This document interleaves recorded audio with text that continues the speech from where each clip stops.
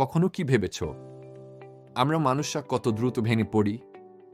একটা সামান্য কষ্ট, একটা ছোট ব্যর্থতা, একটা মানুষের খাস কথা, সব মিলিয়ে মনে হয় জীবন থেমে গেছে। কিন্তু সত্যি কথা হলো, জীবন কখনো থেমে যায় না। আমাদের চোখে যা হারানো মনে হয়, আল্লাহর কাছে তা হতে পারে একটা বড় রহমতের শুরু। অনেক সময় আল্লাহ আমাদের এমন মানুষ থেকে দূরে রাখেন যাদের সাথে থাকলে আমরা নষ্ট হয়ে যেতাম। অনেক সময় আল্লাহ রিজিক কমিয়ে দেন যেন আমরা তার কাছে ফিরে আসি।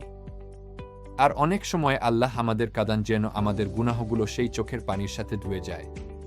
মানুষ ভাবে কষ্ট মানেই শাস্তি, কিন্তু না।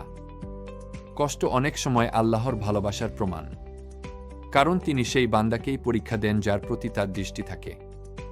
একটা গাছ যদি ঝড় না পায় তাহলে তার শেকড় শক্ত হয় না। তেমনি একজন মানুষও জীবনের পরীক্ষা ছাড়া শক্ত হতে পারে না। তাই যখন জীবনে সমস্যা আসে, মন ভেঙে যেও না। বরং আল্লাহর কাছে বলো, হে আল্লাহ, তুমি যেভাবে ভালো মনে করো আমাকে সেভাবেই পরিচালনা করো। বিশ্বাস করো, আল্লাহ কখনো তোমাকে তোমার অবস্থায় ফেলে রাখেন না।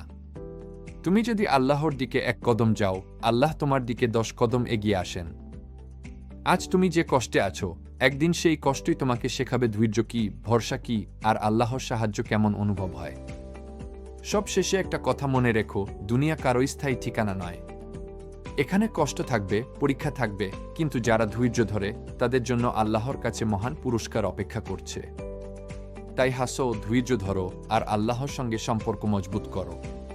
তোমার জীবন এখনো শেষ হয়নি, বরং সুন্দর শুরু অপেক্ষা করছে সামনে।